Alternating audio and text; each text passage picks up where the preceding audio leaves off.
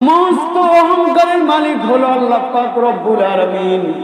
যেহেতু সবকিছু সৃষ্টি করেছেন তিনি, আমাদের কোনো অহংকার নাই, আমাদের কোনো গৌরব নাই।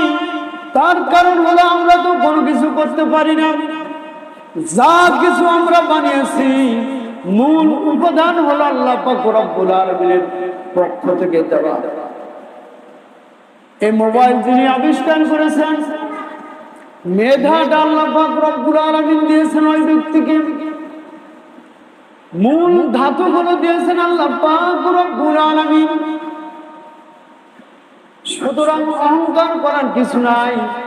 কোন মানুষ যখন অহংকার করে, আল্লাহ পাক রব্বুল আলামিন বলেন সে যেন আমার অহংকারের চাদরে নিয়ে টানাটানি করে।